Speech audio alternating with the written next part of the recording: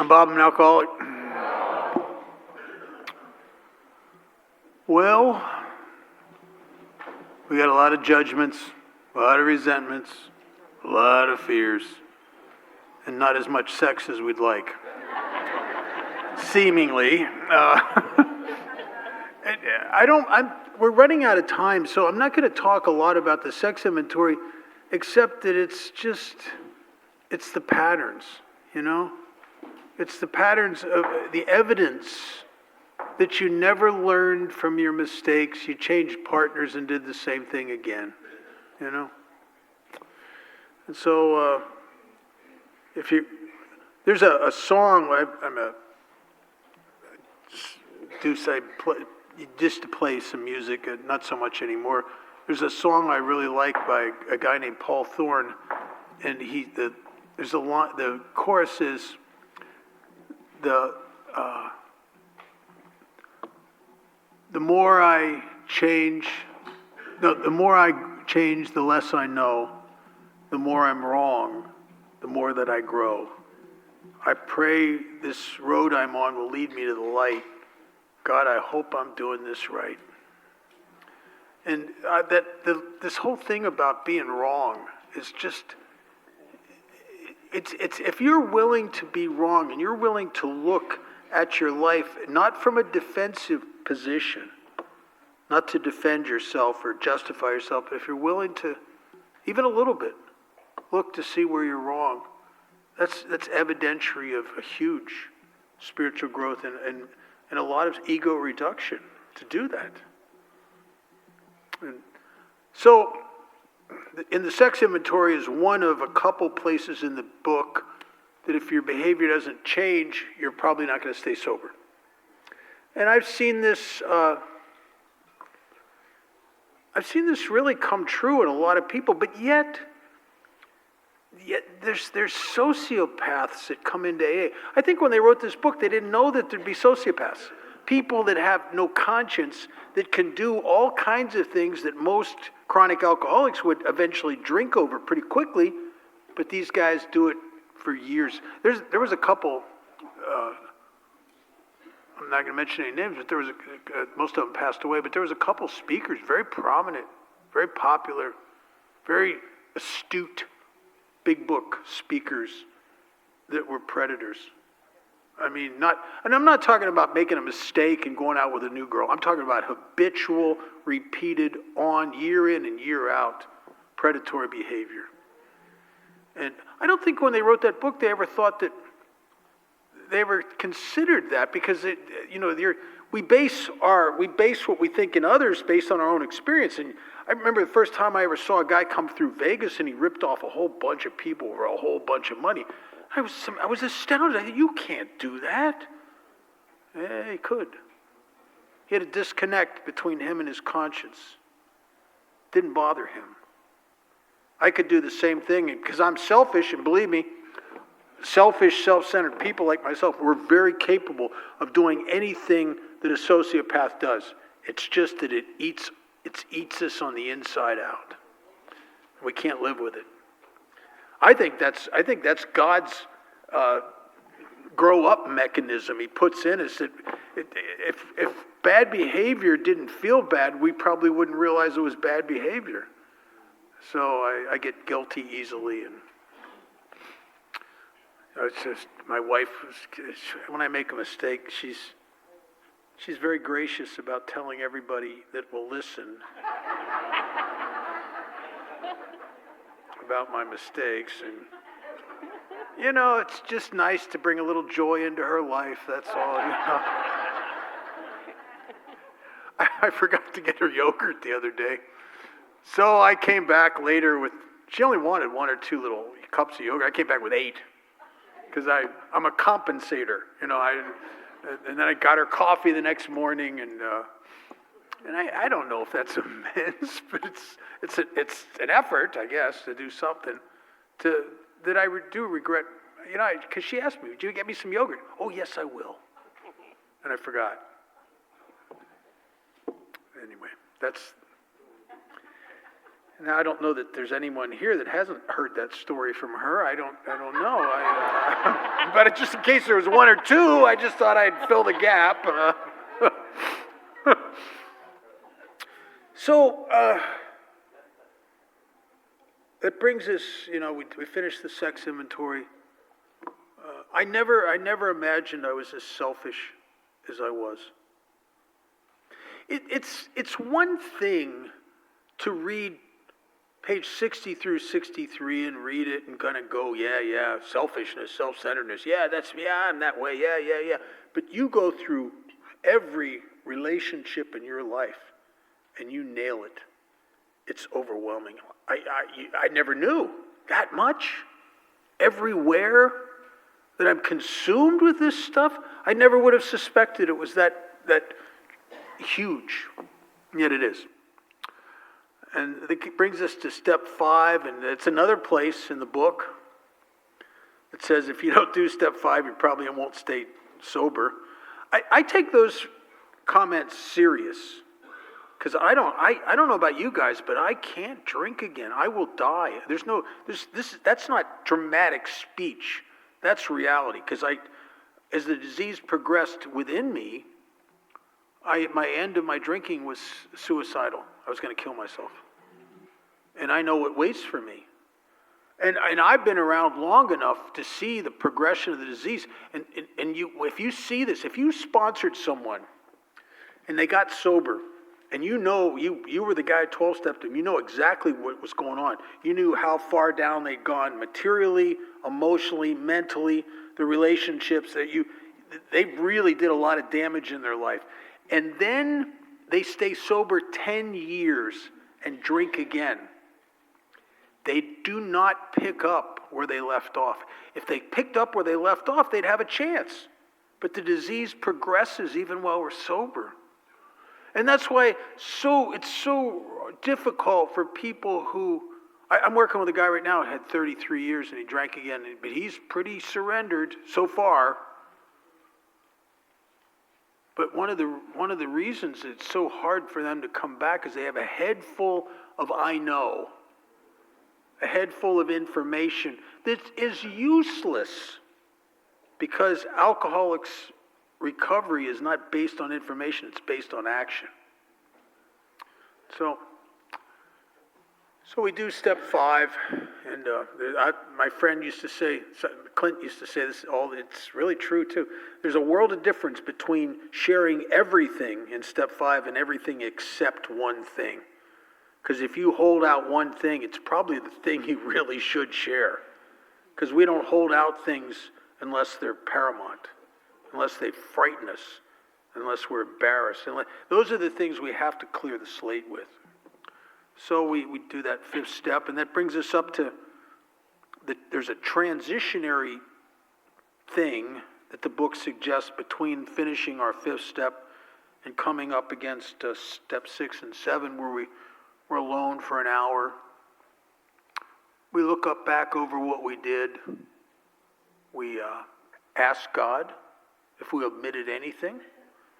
And it's so funny. This happens so often where, you really think you did a good job, and then you go home and you're looking at your 4th step and 5th step again, and you're doing it with God, and you realize, I forgot. I didn't say that. I didn't talk about this one thing. And I've had people call me up 45 minutes later, Didn't tell you about the sheep. Yeah. That's a joke. But I had a guy call me up. This is true, and you don't know who he is, and so I'm not breaking anybody's anonymity. But I had a guy call me up, and he said he was timid, and he could hardly talk very quietly. He's timid. He says, "I forgot to tell you, I stole some money from the company I work for." I said, "Really? How much?" He said, $450,000. Yeah, I'd have forgot that too, I think, because the amends is coming, right? I mean, yeah. But that's not unusual. And then the book says, when ready, there's a 6-step prayer, which I didn't see the first time through. And it says if there's something we will not let go of, we ask God to help us be willing. You know, in one of the versions of step 6, it didn't say entirely ready in one of the versions. One of the versions says entirely willing. And now it's entirely ready, but he comes back to willingness as being the key. He comes back to talking about the prayer in step 6 as we ask God for the willingness. And so I had a hard time with step 6 because I didn't understand it. And I did what I thought. You know, I said the 7-step prayer and nothing changed. Nothing. And I didn't know what was wrong.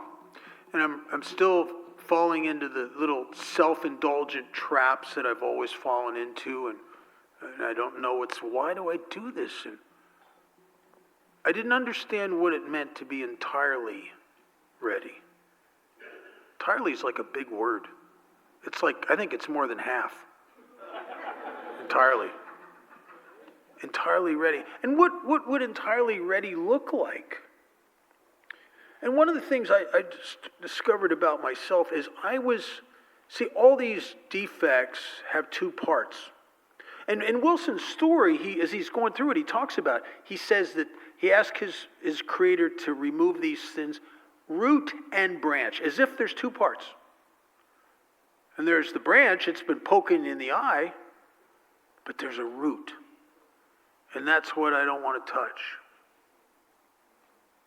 See, I'm willing to have God remove the consequences of my defects, but do I really want to give it up? You know, Wilson says in the 12 steps, in 12 traditions, step 7, that self-centered fear is the chief activator of all my defects, and that's really true. Why am I not entirely ready to have God remove my anger when it's caused me some problems? There were 2 times in my first 8 years of sobriety, I went off on 2 different occasions on people. I could have went to jail. I snapped. Why don't I want to give that to God? Because I'm afraid. What are you afraid of? I'm afraid if I don't have that defense mechanism, the next time I'm threatened or somebody's trying to take advantage of me or make a fool out of me or punk me out, who's going to stand up for me if I don't have that? And that is a learned defense mechanism that when I was a teenager, I could snap and go crazy and people would just give me a wide berth. It might be cool when you're a teenager. It's not cool when you're in 20s and 30s. Causes a lot of problems. So what had to happen is I had to become entirely ready. It's like it's like the old story of the rat he's stuck in the trap and he says, I don't want any more cheese. I just want out of this trap. Are you willing to walk away from the cheese? There was an old story. I haven't told this in decades. There was this guy, he was very distraught. And he went to a psychiatrist because he didn't know what to do. And the psychiatrist said, well, what's your problem? He said, I love my wife, but her brother is staying with me and he is insane. He thinks he's a chicken. Every morning he's naked, walking up and down the street, flapping his arms, clucking. He says, you got to do something to get to the psychiatrist. He said, well, that's not a problem. Sign these papers, I'll put him in the mental hospital and your problem's over. He goes, yeah, I don't know, Doc. I don't know if I can live without the eggs. There's eggs. We don't hang on to things for no reason. There's some kind of illusion of payoff. There's some kind of illusion of protection, of security. Something in the defect deludes us we imagine it serves us. It serves self. But the truth is it doesn't. And when you wake up to the truth, then it's a lot easier to walk away. And defects are funny, you know. They have the kids' arcade rooms here where they play those video games and stuff. There's an arcade game in the U.S. called Whack-A-Mole. And these moles pop up, you whack it with a hammer, and the minute you whack that one down, another one pops up over here. And defects are much like that. It's like, I've had guys that have problems with it's a lot of pink and green stuff. They're driven to do some things they're not proud of with money or with sex or with that. It's a lot of pink and green. And I had one guy, he loved his wife. He was pretty happily married, kind of. But he had this thing for prostitutes. And it would make him feel horrible. And so we did some work on this, and he said, "You got to stop this. This is it's going to ruin your marriage. It's eating away at your self-respect and your self-esteem, because every time you do something like that, you feel like a piece of crap after. You feel like a trick afterwards." He goes, "Yeah, I know, I do. I feel like a trick. It's horrible." And he did the work, and he stopped doing it. But it was like whack-a-mole. Within no time at all, he's like obsessed with pornography on the internet. I mean, I was afraid he's going to end up in the burn unit from doing so much pornography, just like, Jesus.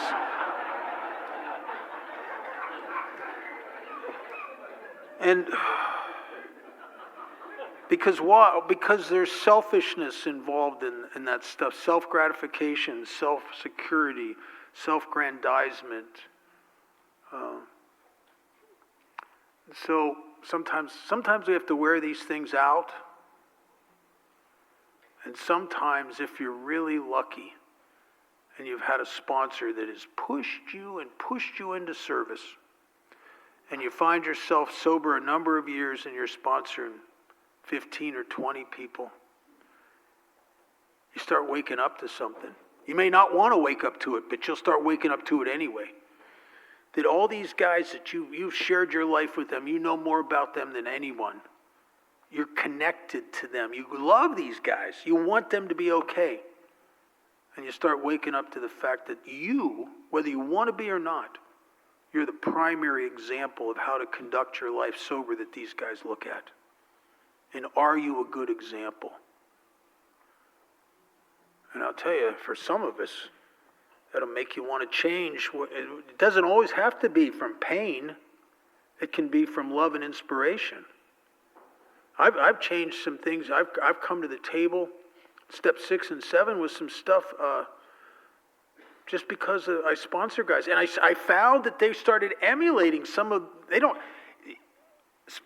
are like ADD kids. They kind of are.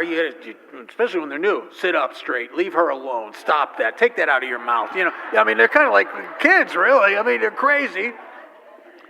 And they don't emulate the good stuff. They'll emulate the bad. You have a 3-year-old kid. You can use beautiful words like love and kindness, and they don't pick those words up. Use the F word once. They'll pick that out of the air, and they'll use it everywhere. Right? Because it's exciting. Defects of character on first blush are exciting, self-gratifying. And then when you start realizing that some of your sponsees are emulating the stuff that you don't feel very good about. I was in a restaurant, this is, 25 years, 25 years ago. I was in a Denny's restaurant, in a booth with a bunch of guys I sponsor. And one of the guys is he's just raking all these people that are in my group. He's just taking their inventory, just harshly too, just putting them down, just horrible. I finally said to him, "Stop it! Where do you get that crap from?" And one of the other guys started laughing. He said, "Oh, you were doing that last week." I thought, "Oh no," and I was, but when he's doing it, it's hideous gossip. I was transmitting useful information. It was the same thing. It was the same thing, right? I'm grandizing myself at the expense of someone else. Pathetic, really.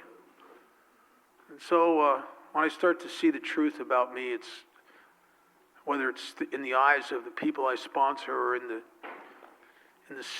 loathing of being the guy you don't like. That's the one thing. When I take actions that I would judge you harshly for, I end up judging me harshly for. It's inescapable. Right? So I start to grow along spiritual lines by reduction, self-reduction, and jettison some of this stuff. When I was a kid, there was a TV show on called Rescue 8, and it was about these two paramedics, these medical guys that went out in emergencies, and they worked out of this firehouse, and they'd go out for distress calls, people in trouble. And this one particular episode, they show up at this scene, and there's this man and woman there, and they're hysterical, and their little daughter has her arm stuck up in a vending machine, and they can't get it out. They've been trying to, and they can't. And of course, the paramedics try to get it out. They can't get it out.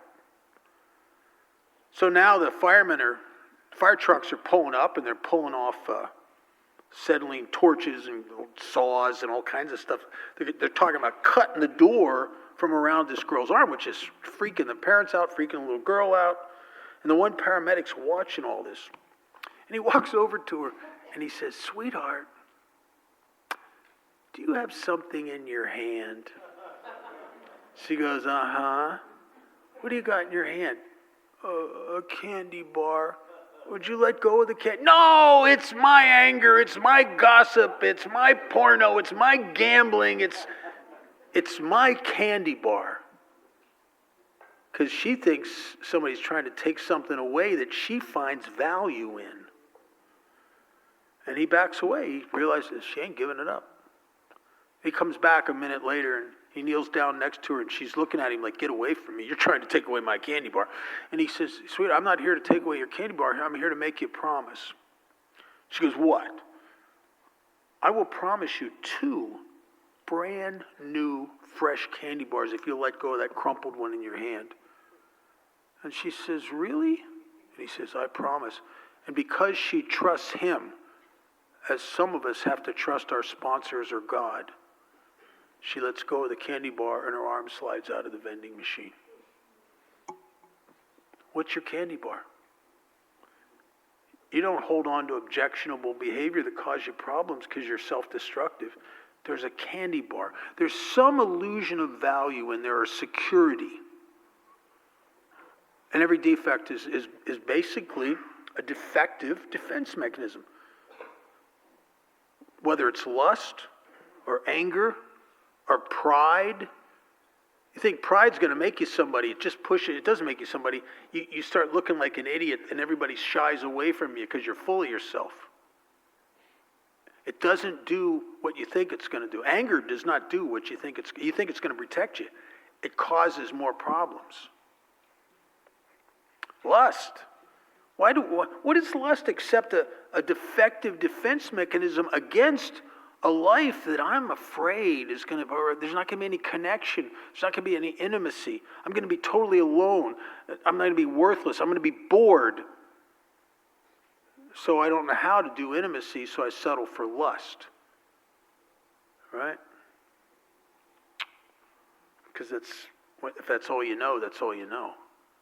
The problem is inappropriate, just self-serving, self-seeking sex that has no consideration for who you're with or what's happening to them is very selfish, and you pay a price for that.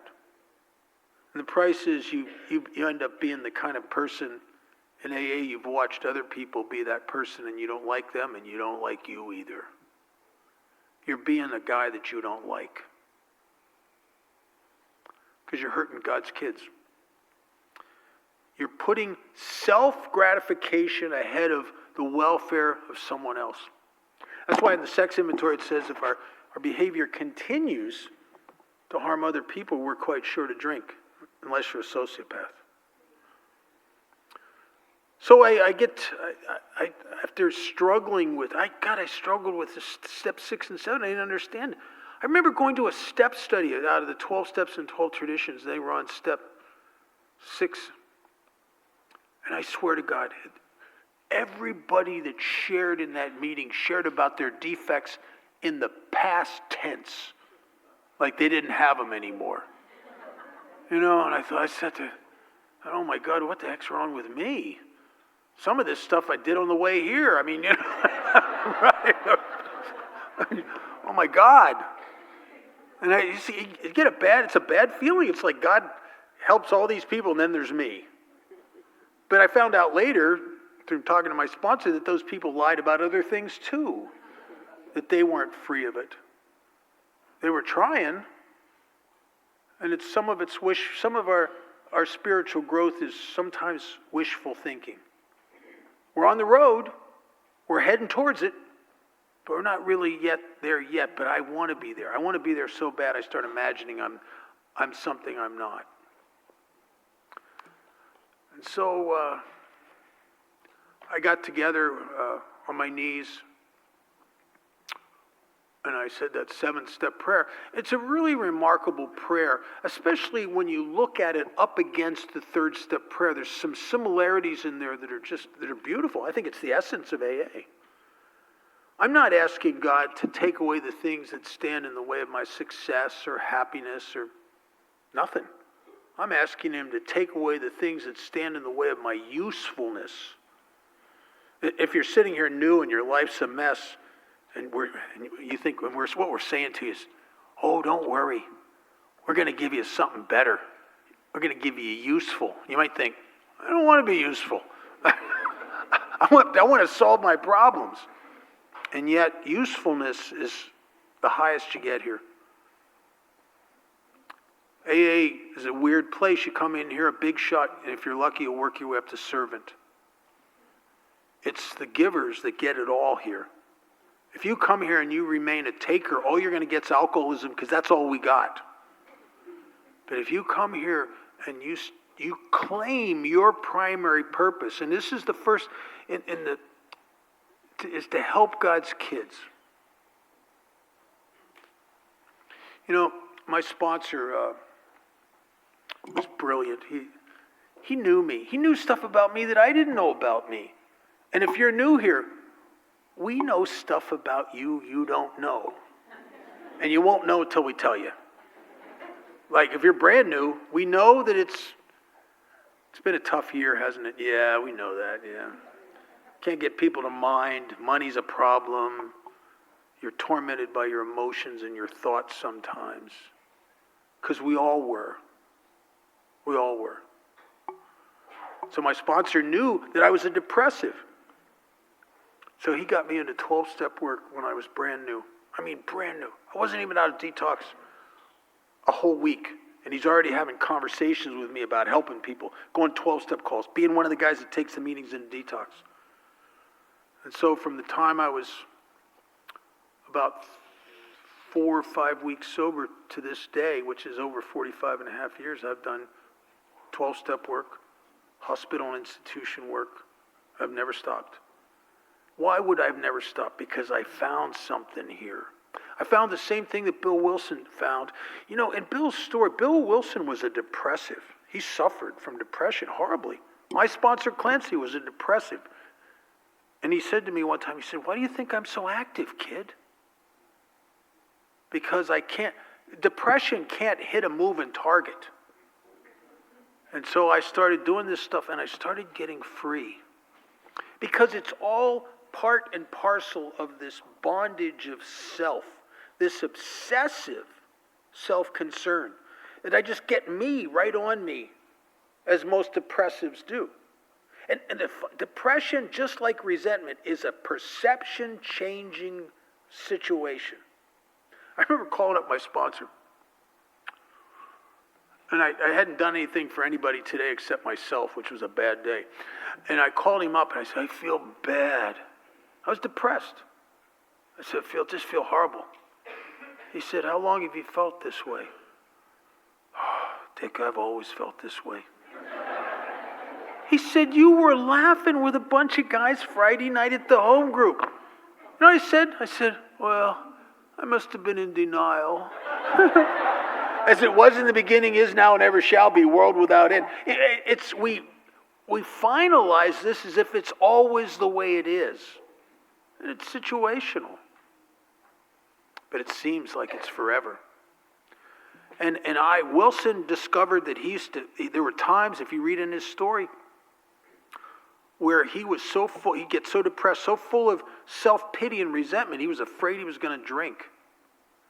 And out of desperation, because he didn't know what else to do, he would go down to the town's hospital where Silkworth allowed him, he was the first guy that went through the hospital they ever allowed to come back in and talk to patients.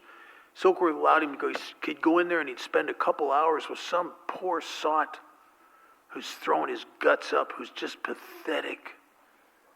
And then he said, and I'd be miraculously uplifted out of himself and set on his feet. He called it a design for living that works in tough going. I can't tell you how many mornings. I started a 12:30 afternoon meeting at the local detox 30 some years ago.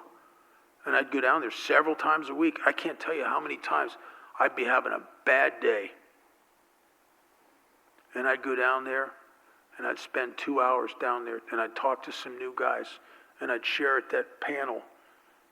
And I'd come away from that like, what happened to my problems? It's like they died of neglect while I was trying to help somebody. And I'd be miraculously uplifted out of myself. And I'd get free. And it's beautiful. But some people, I was just telling this to a guy, he won't do anything. He won't do service, he won't do 12-step, he won't do anything. He's so narcissistically self-involved. I said to him, listen, you may be one of those guys that's just too selfish to get better. He didn't like that. Well, altruistic actions. Wilson, in his story, he talks about, it's a prophecy because he hadn't really got to this point yet, but he knew, it's almost like he could see a vision into the future. He said, unless the alcoholic will perfect and enlarge his spiritual life through two things, and it's not what I would have thought, which would have been prayer and meditation, I suppose. Now, perfect and enlarge your spiritual life through two things: self-sacrifice, constant thought of others, their needs, and how we can work for them. Because perfecting and enlarging your spiritual life really has to come from getting you up off of you and getting free. And Wilson, he says, if you don't do that, you'll never survive the certain trials and low spots ahead. And they are certain. This whole week for you you might have been on cloud nine. This might have been the most amazing, I love sobriety. Let me tell you something. I don't know when they're coming, but there's trials and low spots. They're coming because we all get our share. I was at a meeting back in the early 80s, and there was a guy, Don, and he was funny. He did something that I'd never seen done in AA before. It was really very astute. He said, can I see the hands of the people that you're not having your best day today? And there was about maybe a fourth to a third of the people risked letting people know they're not doing that well. And they raised their hand. He says, thanks. He said, now the people that didn't raise their hand, look at who's raised their hand. And then he said, now can I see the hands of the people that are having one of the best, they're just doing really well. This is wonderful. And about a third of the people raised their hand. And he said to the ones, you guys that raised your hand for having a bad day, look at these guys. They're going to be raising their hand next week for having a bad day. Because we all get a turn in the barrel. We all get a turn in the barrel. And it seems to be true. Sometimes life flows and it's beautiful. And it flows on the power of love, and other days it's full of me. It's full of me. And those aren't good days. So I'm trying to hone myself to be a servant. I started doing something. I just realized recently, I started saying this prayer again, because I'd stopped saying it for a few years, I think. But I used to say this little prayer, and the prayer was, God, give me the heart of a servant. And I started saying that because I had the actions. They've been ingrained in me. The 12-step work, the panels, the service. I've always had the actions. But sometimes I just don't want to do it. I do it because I don't want to look bad. I got to show up where I said I was going to show up.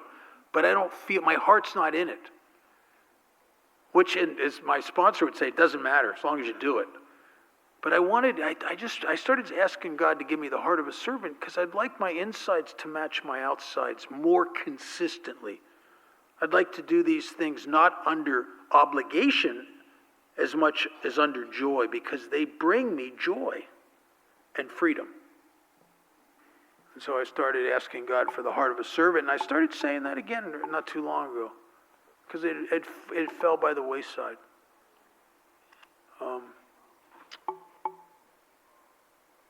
2:30. What's the scariest step in AA? Yeah. Oh, yeah. This is going to cost you money. It might cost you time in jail. Oh, my God. It's going to cost you extreme embarrassment. Oh, step 9 terrified me. And it wasn't that I disagreed with it. I thought, oh, it's a good thing for you. I lived like an animal. I robbed so many people. Oh my God, I couldn't imagine it. It was too big. It was just too big. But Alcoholics Anonymous runs on a principle that Carl Jung coined called synchronicity. And a principle of synchronicity is a universe that you need to do something and you can't. The abyss between where you are at mentally and emotionally and where you need to go and the actions you need to take is just too much. You can't surmount it. But from the moment of the desire, a synchronistic universe starts changing to make the impossible an eventuality. And I don't think you have to sit in AA very long before you see synchronistic things. It's really God's grace.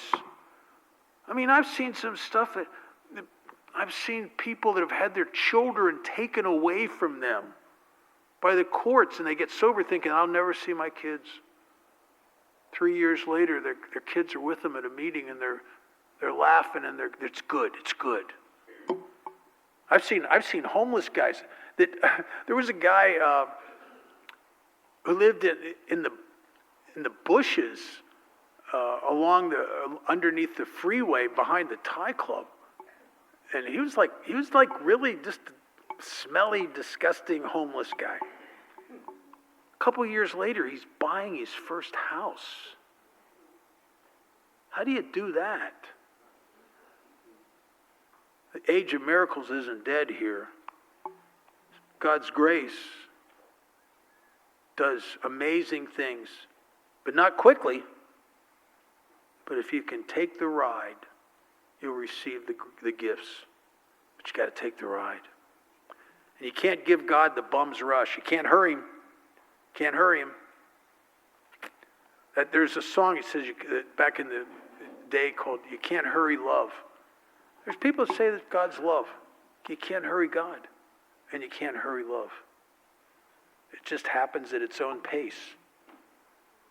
But if you stay here and you stay active and you try to help people and you're active in your home group and you sponsor people, man, I'm telling you, you'll get to see and experience stuff that's unbelievable.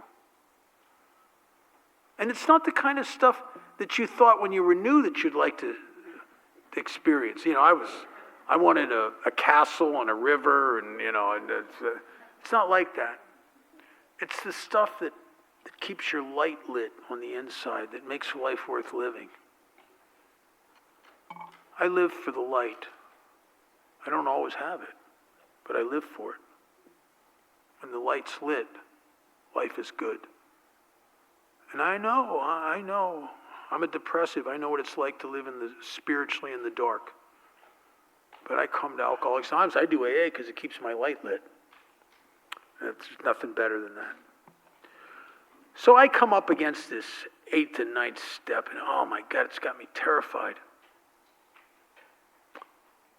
My sponsor, it was so, the synchronistic thing that happened to me was so perfect. I made a mistake by telling my sponsor, if you tell your sponsor everything, they're going to come at you with some stuff. You know what I mean? And I told him that I'd been sentenced to 2 years in prison in Pennsylvania, and I was put into a treatment center, and I was supposed to stay there for a year, and then if I did that, I'd be okay, but I couldn't do it. I started drinking again. I was on the run. I got to Las Vegas from Pennsylvania. And I told him that, and I didn't tell him that because I wanted to do anything about it. I told him that because I had a lot of treatment centers, and I just need to ventilate my feelings. Maybe I'll feel better if I talk about it. Well, people in AA they're bigger on action than talk. And when I told him that, he started on me right away. He said, well, you have to turn yourself in. No.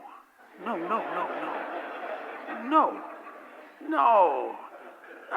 have to go to prison for 2 years. Maybe they'll even tack some time on for running. I don't know. He said, you have to, kid. I said, no, I don't.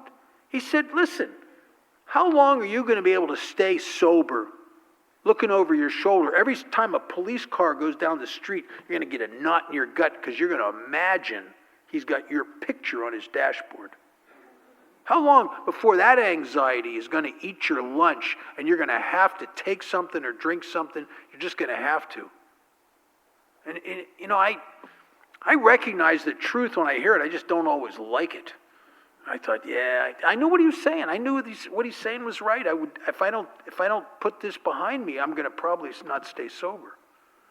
So he walked me through it. He said, I'll tell you what. He said, I want you to write a letter to your PO and give him the address of the halfway house you're staying in, which I thought that was a bad idea. Because if they had the address, they're going to be able to pick me up. I thought, that's not good. And he said, no, we want them to know where you are in case they want to come and get you. I said, oh, man. So how come some people have good sponsors? They say, oh, you don't even have to pay the money back to get sponsors like that. I don't have that kind of sponsor. Made me write this letter.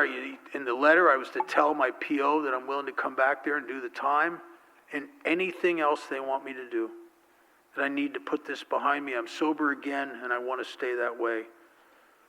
I told him in the letter what he told me to say. He said, give him 10 days. Tell him in the letter you'll call him, give him a time and a day. 10 days. That'll give him time to receive the letter. They can decide what they want to do, and then you call him. And I did that. It was a long 10 days. Ooh, man. Picked up the phone at the time and day that I told him in the letter I'd call. And I called, and this woman answers the phone, and when she knew who I was, she said, he's expecting your call. And she puts me through to a man who I don't really know the guy. I've sat in his office a couple times. He's my PO. We're not buddies, nothing. But he had gotten your letter. Not my letter. I wouldn't have wrote that letter. He got your letter. And he got on the phone. He said, I talked to my supervisor. We talked to the courts. You don't have to come back. And you don't have to do the 2 years, but we're going to transfer your case over to CRS, which was a little thing in Vegas. I guess it's sort of like, I don't know what it'd be like today. Drug court maybe. I don't know. It was like court referral services. And I had to report there, and I had to do some UAs, urinalysis tests, all that stuff, and make some restitution. I had to send him a lot of money. He said, kid, if you do all that stuff, and it was all stuff I could do, he said, you're a free man. And I thought, man, it truly was the first time in my life I ever took actions that terrified me, that put me seemingly at high risk. And I did it because Alcoholics Anonymous asked me to. It was a tremendously surrendered action. And I was okay. And it was good. I think that was the key amends in all the amends I ever made, because it was the first time. It's like I remember coming out the backside of it thinking, this is amazing. Because in my mind, I was going to prison for 2 years. And I guess it was the first time I had evidence that there's nothing in AA that will hurt me except Bob. That AA, if I just follow what you suggest, I'm going to be good. And because of that amends, I was able to make a lot of other ones a lot easier. Because I knew something. I knew that this stuff's good. That what my head tells me about it is not necessarily true. I had amends to make to my mother and father that I just couldn't make. I just couldn't make. My sponsor told me, and I was haunted. I loved my mother and father. And I destroyed them until they couldn't have anything to do with me. I stole so much from my parents that my dad became friends with a guy who owned a pawn shop in the town he lived in from buying his own stuff back. I disappointed them and broke their hearts over and over and over and over again. I owed them so much money. It was just, oh my God, it was horrible. I never thanked them for anything. It was just, oh God, I was so selfish and entitled. And my sponsor wants me to start, I want you to start calling your mother every week. Every Sunday, call your mom. I said, listen, she won't take my calls. And they won't take your calls. You know what he said? I don't know where he gets this. He said, well, don't call collect. Where do you get that? It never would have occurred to me not, it's your parents, you call collect. It's that entitlement, right? The first time I ever called was not received well. But I kept calling every week. And I was told I had to send them something for Christmas and Mother's Day and Father's Day and their birthdays and their anniversary. And I didn't really have any money for the first 8-10 years of my sobriety, which was in divine order. Because if I would have made, in my first couple years, like 6 figures, I'd had to go to a pub and tell everybody how smart I was. So I struggled, as it should have been for me and my ego. And I remember the first Christmas, my sponsor made me buy them something, and I can't afford anything. I got my mom a little thing, and I got my dad I remember I really was behind with my dad the most. I got him a $9 necktie. It was pathetic. I don't want to send it. It's pathetic.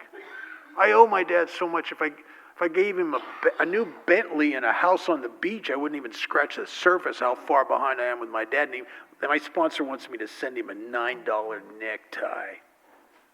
Jeez, it's pathetic. But I did it because he told me I had to. And the week after Christmas, I called like I'm tasked to do. And my mother answers the phone, and she was a little nicer. And it was the first, my dad would never talk to me. And I could hear him say, can I talk to him? He never did that. I never talked to him.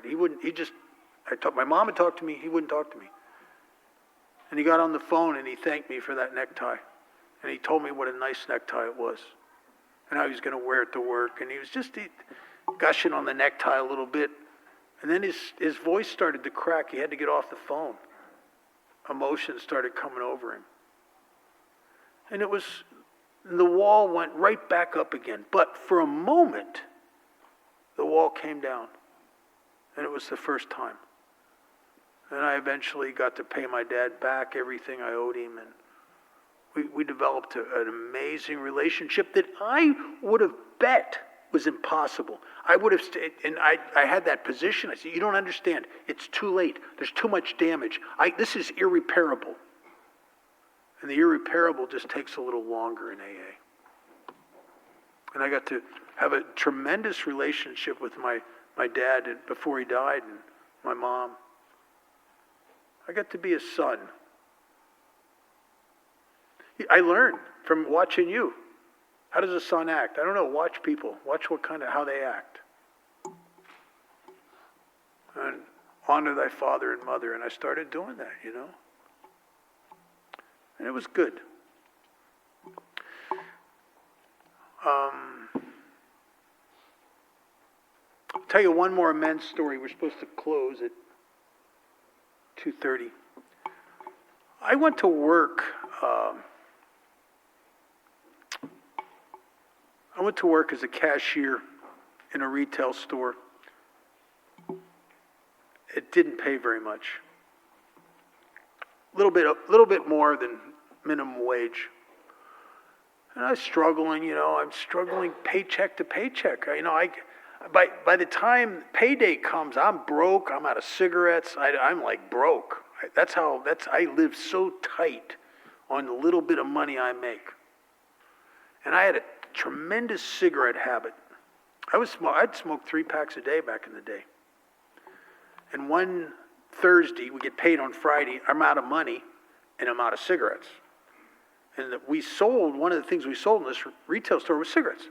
So I thought to myself, and that's often how I do it, I thought to myself, well, I'll just take a pack of cigarettes, and tomorrow when I get paid, as I cash the check out of the bank, I'll ring up the cigarettes. It seemed legitimate. I didn't even think, that's not even stealing, that's just deferring for payment. Well, some of you know what happened. The next day comes, and I'm struggling with money. And I get my paycheck, and the thought goes through my mind, you need to pay for those cigarettes. And then it was immediately replaced by some other thoughts. And the other thoughts were, Bob, you come early, you stay late, you work harder than everybody else.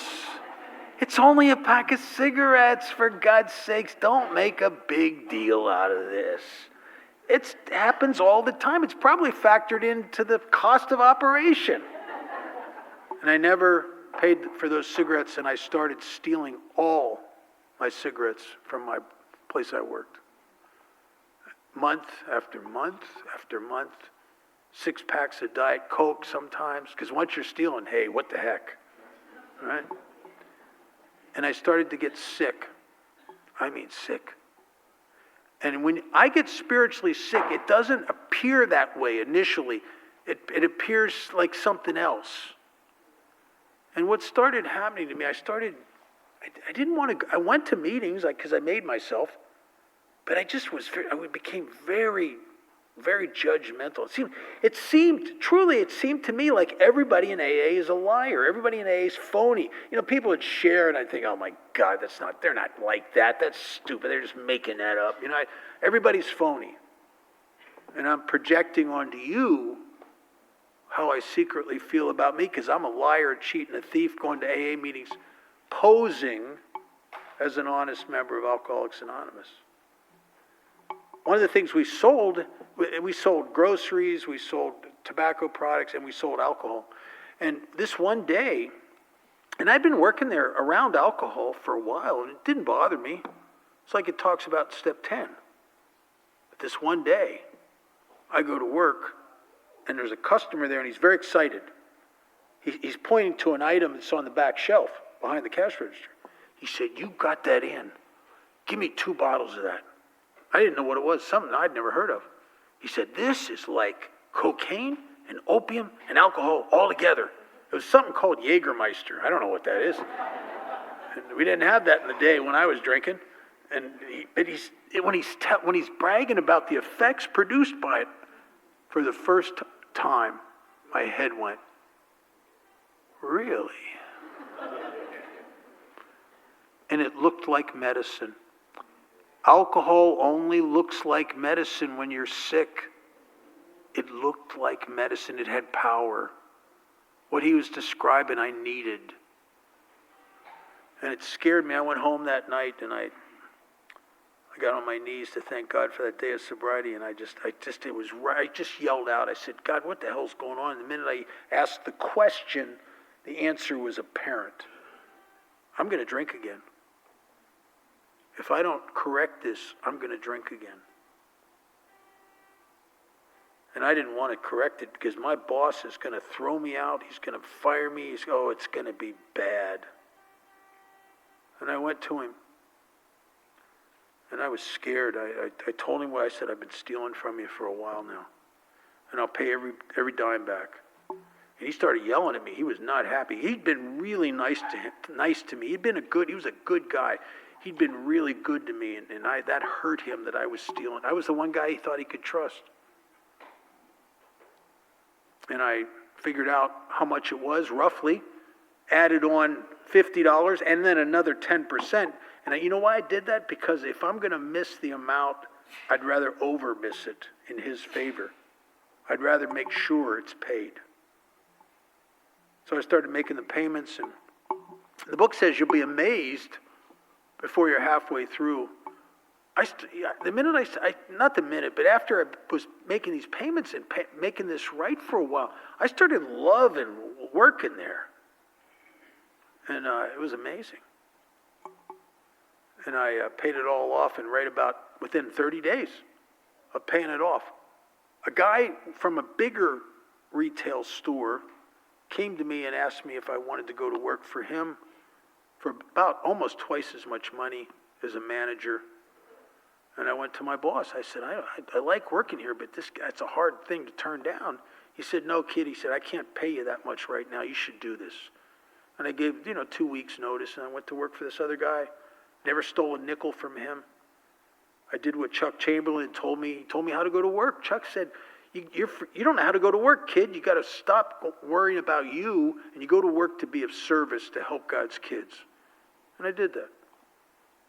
And a little while later, I'm in a Denny's restaurant, and the guy who I worked for and stole from and paid back is in there with his wife. And we're friends.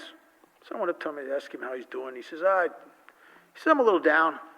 I thought I was going to sell my store, but I couldn't. It fell through because the guy couldn't. It involves a lot of serious licenses: gaming license, liquor license, tobacco license, food, and he couldn't pass the muster. And he said, I got it back in my life, and I wanted to retire, but I guess it's not in the cards. And I heard myself say to him, my God, I'd love to buy this store. But I was embarrassed when I said it because I don't have any money. And he made an appointment with me, and he presented me with an offer. If I would come back to work for him, I could earn. And I could get, the store was in the red. If I could get it in the black, I would earn every year it was in the black significantly, to a certain amount. I would earn 10% of the business, and at the end of 5 years, he's out of there, and I get to make some payments for a while, but it would be all mine. And I'm a guy that I don't have a good resume. I mean, I don't have a good financial future, and this guy's presenting me with something that was amazing, an amazing opportunity. And I went to work for him, and we were partners for a number of years, and then I bought him out, and I started opening other stores, and next thing I know, I own all these buildings, and I have all these stores, and we were doing very well. And I got to retire over 20 years ago. Retired young, because I wanted to do AA. Enough money. Isn't that hard to say? That's enough money. But it was the truth. It was like, it's enough. I'm good. I don't need any more. I want freedom to help God's kids. I feel better about myself doing Alcoholics Anonymous than I ever felt making money. Now, making money is important sometimes, but I was given the great gift, the gift of freedom to do what I really wanted to do the most, and that's just to be of service, help other drunks. And I've been doing that for over 20 years now. Retired. Which is not all bad because my wife works.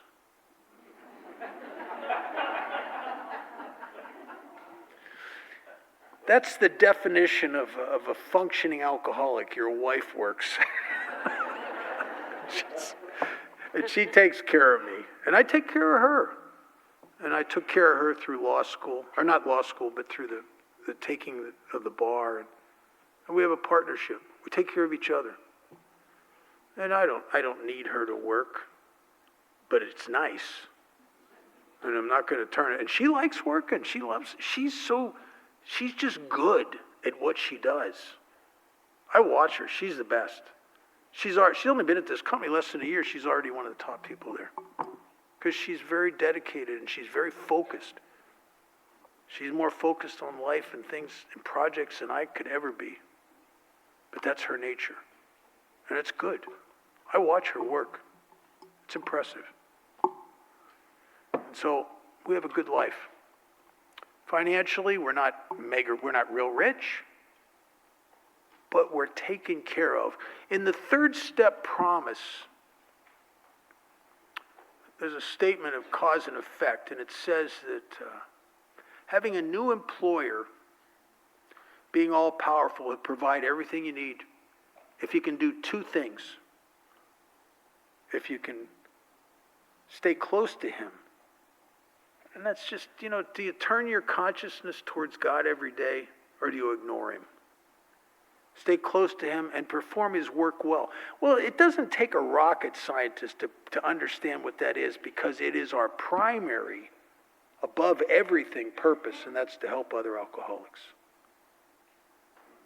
It's the center of my life. It's the purpose in my life. And I'll tell you, truly, truly, I've known all kinds of happiness and success in my life, but nothing touches the significance and the joy from having a purpose in your life.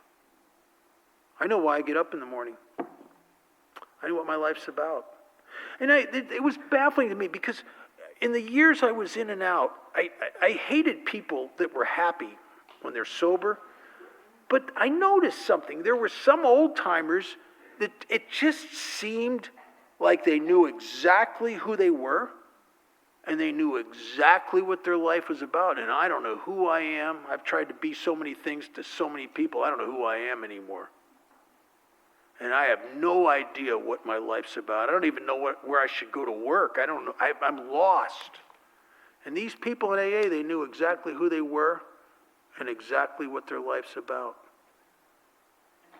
I know exactly who I am, with all my flaws, with all my defects.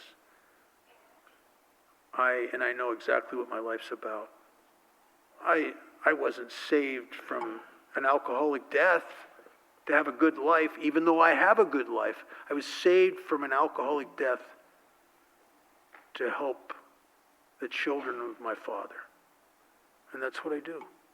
That's what I do every day. Because that's our life here, isn't it? Our primary purpose.